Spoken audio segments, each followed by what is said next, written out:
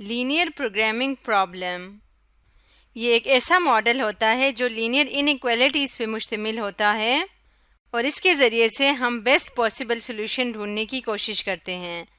एक एग्जांपल देखते हैं। मिसाल के तौर पे हमारे पास इनइक्वालिटी है 10x + 2y is greater than equal to 84 और दूसरी इनइक्वालिटी है 8x + 4y is greater than equal to 120 और x भी ग्रेटर देन इक्वल टू 0 होना चाहिए और y भी ग्रेटर देन इक्वल टू 0 होना चाहिए। तो ये एक लीनियर प्रोग्रामिंग प्रॉब्लम है जिसमें कुछ इनइक्वालिटीज़ हैं। तो इन कंस्ट्रेंट्स के अंदर रहते हुए, इनको कंस्ट्रेंट्स भी कहते हैं, हम बेस्ट पॉसिबल सॉल्यूशन ढूंढने की कोशिश करते हैं। तो ऐसे प्रॉब्लम को, ऐसे मॉडल को लीनियर प्रोग्रामिंग प्रॉब्लम कहते हैं। अब हम देखते हैं कि इसमें बाउंडेड एंड अनबाउंडेड रीजन से क्या मुराद है। मिसाल के तौर पे अगर इसी इनइक्वालिटी को हम ड्रॉ करना चाहें ग्राफ के फॉर्म में, तो कुछ इस तरह से इसका ग्राफ आएगा। ये फर्स्ट जो है इसके अगेंस्ट ये वाली लाइन आ जाएगी और सेकंड के अगेंस्ट ये दूसरी लाइन आ जाएगी। इस तरह के इनइक्वालिटीज़ का ग्राफ कैसे ड्रॉ करते हैं, पहले हम इसको अज्यूम करते हैं कि ये इक्वेशंस हैं, उसके अगेंस्ट लाइंस हम ड्रॉ करते हैं। अब इसके बाद क्योंकि इनइक्वालिटी में कंडीशन बताई हुई है कि इसको क्या होना है, ग्रेटर देन इक्वल टू होना और इसको भी। तो ग्रेटर देन इक्वल टू का मतलब वो वाला रीजन जो दोनों लाइन से ग्रेटर हो। वो कौन सा रीजन है, ये वाला रीजन होगा। इसको हम शेड करेंगे और ये इस x एक्सिस से भी नीचे नहीं जाएगा क्योंकि कंडीशन बताई हुई x भी ग्रेटर देन 0 हो और y भी ग्रेटर देन 0 हो। तो इसका मतलब जो हमारे पास ये कंस्ट्रेंट्स है, इनइक्वालिटी है, उनका सोल्यूशन ये वाला रीजन होगा। अब अगर हम देखें तो ये रीजन जो इस लाइन से और इस लाइन के बाउंड्री से ग्रेटर हो x और y से, तो इस एरिया को छोड़ के, इस एरिया के अलावा बाकी फर्स्ट क्वाड्रेंट का पूरा एरिया शेड होता है। यानी कि ये आगे किसी भी चीज़ से बाउंड नहीं है, ये आगे मज़ीद फर्स्ट क्वाड्रेंट से आगे ये चलता जाएगा। तो इसलिए ये क्या है, ये अनबाउंडेड रीजन है। ये सिंपल सा जैसे नाम से भी आप याद रख सकते हैं कि ये बाउंडेड नहीं है, ये किसी लाइन से इसको फिक्स नहीं किया हुआ, बंद नहीं किया हुआ, ये अनबाउंडेड है। इसी तरह अगर कोई ऐसा ग्राफ हो, फॉर एग्जांपल ये हम एक और ग्राफ ड्रॉ करते हैं। मिसाल के तौर पे ये एक ग्राफ है और इसमें इनइक्वालिटीज़ की कंस्ट्रेंट्स इस तरह से है कि ये वाला रीजन अगर आ जाता है सॉल्यूशन में तो ये क्या कहलाएगा, ये बाउंडेड कहलाएगा। क्योंकि ऊपर से ये इस लाइन से बाउंड है, इस लाइन से ऊपर नहीं जा सकता, इस लाइन से इस तरफ नहीं जा सकता, यहाँ से नीचे और यहाँ से इस तरफ नहीं जा सकता। तो इसको क्या कहेंगे, इसको हम कहेंगे बाउंडेड रीजन। यहाँ पे एक और टर्म्स भी हम यूज़ करते हैं। अगर आपके पास कोई भी बाउंडेड रीजन हो या अनबाउंडेड रीजन हो, किसी भी दो लाइंस का इंटरसेक्शन हो, मिसाल के तौर पे यहाँ पे इन दो लाइंस का इंटरसेक्शन ये वाला पॉइंट है, ये वाला पॉइंट है, ये पॉइंट है। तो इन पॉइंट्स को जिसमें रीजन कंटेन करता हो, यानी कि जो आपके सॉल्यूशन सेट के सॉल्यूशन वाले रीजन में जो पॉइंट्स आते हों, जो किसी भी दो लाइन के इंटरसेक्शन से बन रहे हों, उनको क्या कहते हैं, कॉर्नर पॉइंट्स कहते हैं। यहाँ पे ये 3 कॉर्नर पॉइंट्स हैं। अगर हम नीचे देखें तो ये 1 2 3 ये 3 कॉर्नर पॉइंट्स हैं। ये कॉर्नर पॉइंट नहीं होगा क्योंकि ये हमारे सॉल्यूशन रीजन में शामिल नहीं है। इसी तरह से ये भी एक कॉर्नर पॉइंट होगा। इसी तरह से अगर हमारा जो बाउंडेड रीजन है, यानी जो सॉल्यूशन है, जैसे कि ये हमारा सॉल्यूशन आया है इस केस में, तो इस रीजन को, इस पूरे रीजन को जो इन लाइन से बाउंडेड है, इसको कहते हैं फिजिबल रीजन। यानी जिस रीजन से मिलके हमारा सॉल्यूशन बनता है वो फिजिबल रीजन, और जिस कॉर्नर पॉइंट पे हमारा सॉल्यूशन मैक्सिमम आएगा उसको फिजिबल सॉल्यूशन कहते हैं। ये अगर इस केस में देखें तो 4 कॉर्नर पॉइंट्स हैं। इन 4 में से जिस पे सबसे ज़्यादा मैक्सिमम या मिनिमम जो भी हमारी रिक्वायरमेंट होगी उसके हिसाब से जो सॉल्यूशन आएगा, अगर कॉस्ट है, टाइम है, तो अगर हमने उसको मिनिमम करना है तो जिस कॉर्नर पॉइंट पे मिनिमम वैल्यू आएगी वो फिजिबल सॉल्यूशन कहलाएगा। और अगर प्रॉफिट है या कोई दूसरी ऐसी चीज़ है जिसको हमने मैक्सिमम बनाना है या हमें जिसकी मैक्सिमम वैल्यू चाहिए, तो उस केस में जिस कॉर्नर पॉइंट पे मैक्सिमम वैल्यू आएगा उसको फिजिबल सॉल्यूशन कहेंगे। अब हम एक प्रॉब्लम की मदद से समझते हैं कि लीनियर प्रोग्रामिंग प्रॉब्लम्स को सॉल्व कैसे करते हैं। ये एक क्वेश्चन है, a furniture manufacturing company manufactures dining room tables and chairs. एक कंपनी है जो डाइनिंग रूम के लिए टेबल्स और चेयर्स बनाते हैं। अ table requires 8 labour hours for assembling and 2 labour hours for finishing. एक टेबल को 8 लेबर आवर्स चाहिए, घंटे चाहिए उसको असेंबल होने में यानी जोड़ के टेबल बनाने में, और 2 घंटे चाहिए उसकी फिनिशिंग में। A chair requires 2 labour hours for assembling and 1 labour hour for finishing. जबकि एक चेयर के लिए 2 घंटे असेंबलिंग के लिए और 1 घंटा जो है वो फिनिशिंग के लिए चाहिए। The maximum labour are available per day for assembly and finishing are 400 and 120 respectively.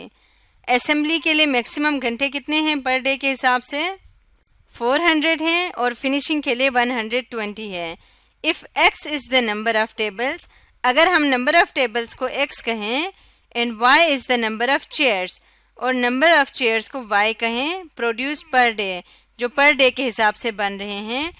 Right a system of linear inequalities, हमने लीनियर इनइक्वालिटीज लिखना है, that indicates appropriate restraints on x and y, जो हमें x और y पे restrictions बताएं कि किस तरह से हमने x बनाना यानी नंबर ऑफ टेबल्स बनाने हैं और किस तरह से नंबर ऑफ चेयर्स बनाने हैं। Find the set of feasible solution graphically for the number of tables and chairs that can be produce. हमने फिजिबल सॉल्यूशन ग्राफिकली ढूंढना है कि नंबर ऑफ टेबल्स और नंबर ऑफ चेयर्स कितने पर डे के हिसाब से प्रोड्यूस होने चाहिए।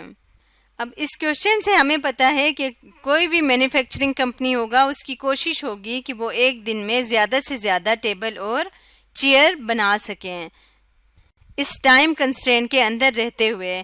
तो हमने नंबर ऑफ टेबल और चेयर्स को मैक्सिमाइज करना है, मैक्सिमम हमने आउटपुट निकालना है। तो किसी भी लीनियर प्रोग्रामिंग प्रॉब्लम को सॉल्व करने के लिए सबसे पहले क्वेश्चन को समझना और फिर इसको मैथमेटिकल फॉर्म में कन्वर्ट करना ज़रूरी है। तो अब हम क्या करेंगे, इसको हमने सॉल्व करना है। यहाँ हमें समझ आ गई कि 2 चीज़ें हैं मेन, टेबल और चेयर, जो कि मैन्युफैक्चर करने हैं, और इसके ऊपर 2 प्रोसेस हैं, असेंबलिंग एंड फिनिशिंग।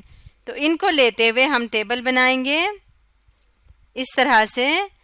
और क्योंकि उन्होंने कहा हुआ है कि हमने क्या करना है, x रखना है नंबर ऑफ टेबल्स को और y रखना है नंबर ऑफ चेयर्स को, तो हम वर्टिकली x और y रख लेते हैं। इस तरह से आपने टेबल बनाने हैं x और y, और हॉरिजॉन्टली हम क्या रखेंगे कि हर टेबल पे और हर चेयर पे एक है असेंबलिंग का काम और दूसरा है फिनिशिंग का। तो फॉर एग्जांपल असेंबलिंग को मैं A कह देती हूँ और फिनिशिंग को F, तो इस तरफ A और F रख देती हूँ। ये टेबल बनाने से हमें इसको सॉल्व करने में और इनइक्वालिटीज़ बनाने में आसानी होगी। अब इसको दोबारा पढ़ते हैं। अ टेबल रिक्वायर्स 8 लेबर आवर्स। एक टेबल के लिए कितने लेबर आवर चाहिए? 8 आवर चाहिए असेंबलिंग। एक टेबल की असेंबलिंग के लिए हमें क्या चाहिए? 8 लेबर आवर्स चाहिए। तो यहाँ पे आ जाएगा 8, एक टेबल के लिए 8 labour hours for assembling and 1 labour hour for finishing, sorry, and 2 labour hours for finishing. और उसी टेबल के लिए 2 घंटे चाहिए फिनिशिंग के लिए। तो फिनिशिंग के लिए 2 घंटे और असेंबलिंग के लिए 8 आवर्स। उसके बाद है a chair requires 2 labour hours for assembling. Chair Y chair को शो कर रहा है, तो एक चेयर के लिए 2 लेबर आवर्स चाहिए फॉर असेंबलिंग। तो असेंबलिंग के लिए 2 आवर्स चाहिए और फिनिशिंग के लिए 1 आवर चाहिए। The maximum labour are available per day for assembly and finishing are 400 and 120 respectively. Respectively का मतलब ये है कि यहाँ असेंबलिंग पहले आया है, तो जो पहले नंबर पे नंबर्स लिखे हुए हैं वो असेंबली को शो करता है और सेकंड वाला फिनिशिंग को। तो असेंबलिंग के लिए टोटल 400 आवर्स इनके पास अवेलेबल है। असेंबलिंग की ये रो है तो यहाँ पे हम लिखेंगे 400 और फिनिशिंग के लिए चाहिए 120 लेबर आवर्स। अब इसके बाद नेक्स्ट हमारा काम क्या है, इसको हमने इनइक्वालिटीज़ के फॉर्म में लिखना है। तो इसको लिखने का क्या तरीका होगा, यहाँ से हम लिखेंगे 8 इंटू एक्स, जिसके आगे ये इनइक्वालिटी या ये जो कंस्ट्रेंट है ये दिया हुआ है नंबर्स, हमने उस लाइन को इक्वालिटी के फॉर्म में लिखना है, यानी हम रो वाइज चलेंगे। 8x और इसको प्लस करना है 2y में, क्योंकि टेबल और चेयर दोनों के टाइम्स को मिला के असेंबलिंग के लिए टोटल टाइम है 400। ज़्यादा से ज़्यादा 400 लेबर आवर्स हैं, तो इसलिए जो इन दोनों पे टाइम लगेगा वो या तो 400 से कम होना चाहिए या 400 के इक्वल होना चाहिए।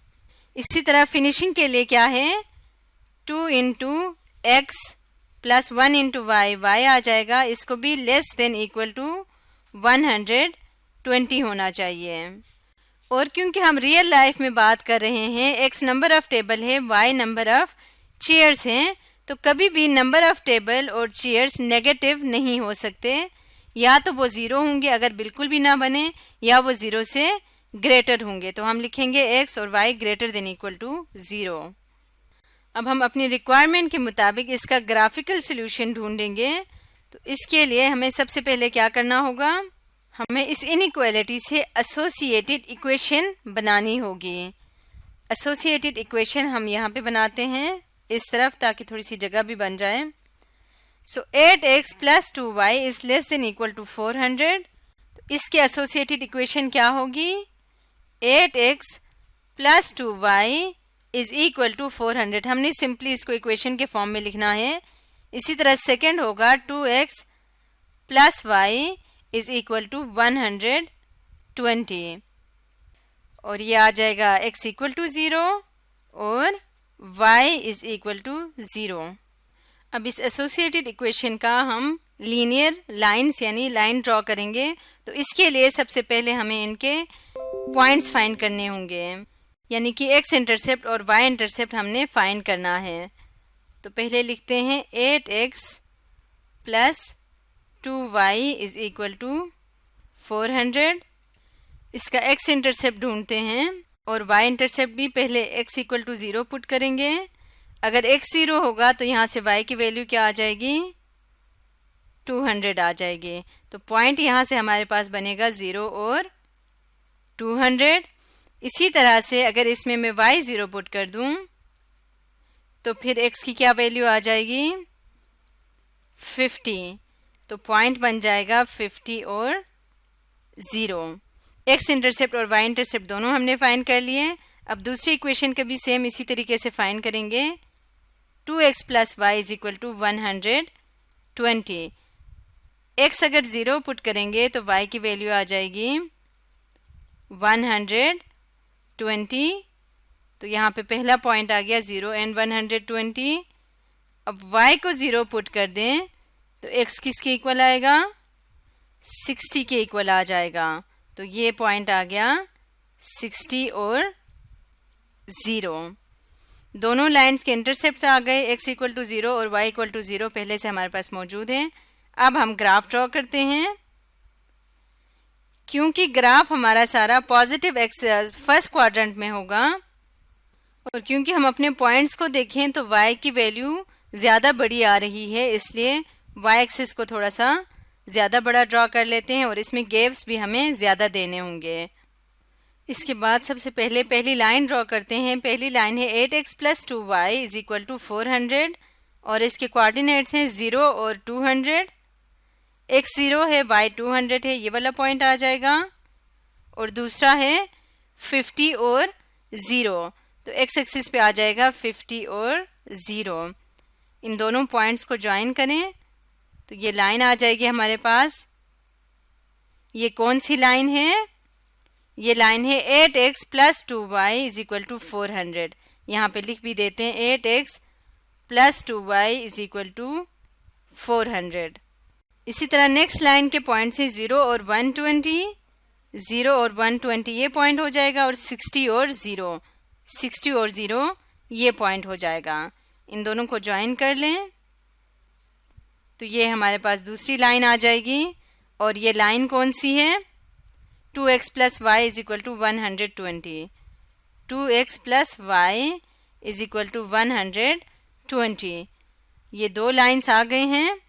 और तीसरी लाइन है x इज ग्रेटर देन 0, ये x इक्वल टू 0 है, और ये वाली लाइन है y इक्वल टू 0 की।